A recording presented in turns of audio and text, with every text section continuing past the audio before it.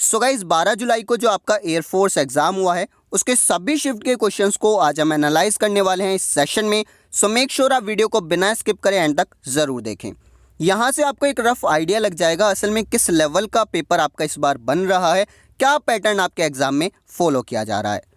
सो रागा section की अगर बात करें तो सबसे पहले रीजनिंग सेक्शन आता है और 12 जुलाई के तीनों ही शिफ्ट में अगर देखा जाए तो रीजनिंग का एक बहुत ही कॉमन सा पैटर्न देखा गया है। नॉन वर्बल रीजनिंग से एज यूजुअल 5 क्वेश्चन आ रहे हैं, ब्लड रिलेशन से 1 क्वेश्चन, सीरीज से 2 क्वेश्चन, सिटिंग अरेंजमेंट से, डिस्टेंस डायरेक्शन से 1 question, analogy, mathematical operation, odd one out. And level की अगर मैं बात करूं तो ईजी टू मॉडरेट रहा है, हार्ड लेवल इस बार नहीं आ रहा है। ऐसा नहीं है पिछली बार की तरह बहुत ही ज़्यादा कैलकुलेटिव पोर्शन बना है। इसके बाद मैथमेटिक्स की बात की जाए तो एलसीएम एचसीएफ से क्वेश्चन आ रहा है, परसेंटेज से, प्रॉफिट लॉस से, रेशियो एंड प्रपोर्शन से बन रहा है, एवरेज से बन रहा है, टाइम एंड वर्क से भी क्वेश्चन बन रहा है, हालांकि ये सिलेबस में नहीं है। इसके अलावा बात अगर की जाए जीके सेक्शन की तो यहाँ पर जो क्वेश्चंस हैं वो मैं आपको पर्टिकुलरली बता देता हूँ। सबसे पहले एक क्वेश्चन बना, first Indian women miss universe कौन बनी। उसके अलावा फर्स्ट मुगल एम्परर के बारे में पूछा गया जो बहुत ही आसानी से आप बता सकते हैं। सऊदी अरब की करेंसी क्या है। उसके बाद इथाइल अल्कोहल का यूपीएससी नेम। यूआरएल की फुल फॉर्म। पंजाब केसरी का टाइटल किसको दिया गया है, अकबरनामा किसने लिखा है। देन फायान विजिट से एक क्वेश्चन है कि किस राजा के शासनकाल में फायान भारत आया था।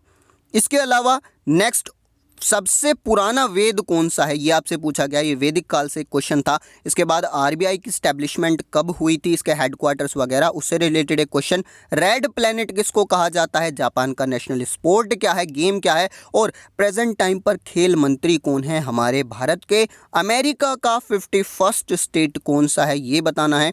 देन राजीव गांधी खेल रत्न अवार्ड 2020 किसको दिया गया, राइट टू वोट किस आर्टिकल में कॉन्स्टिट्यूशन के मेंशन्ड है ये आपसे पूछा गया। सो बात अगर की जाए तो यहाँ पर एक मिक्सचर चल रहा है, यानी कुछ इजी क्वेश्चंस, कुछ हार्ड क्वेश्चंस, कुछ इजी क्वेश्चंस, कुछ हार्ड क्वेश्चन।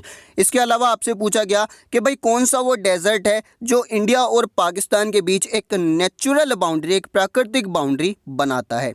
इसके अलावा लोकसभा से रिलेटेड क्वेश्चंस बन रहे हैं कि लोकसभा इलेक्शन के लिए मिनिमम एज क्या रिक्वायर्ड है और लोकसभा का जो स्पीकर होता है इसको कौन चुनता है। देन इंडियन नेशनल कांग्रेस को लेकर एक क्वेश्चन बन रहा है, फर्स्ट सेशन के बारे में पूछा गया था, इसके प्रेसिडेंट कौन थे। सो आप ये भी ध्यान रखिएगा फर्स्ट, सेकंड और थर्ड के प्रेसिडेंट कौन कौन है और ये सेशंस कहाँ पर हुए थे।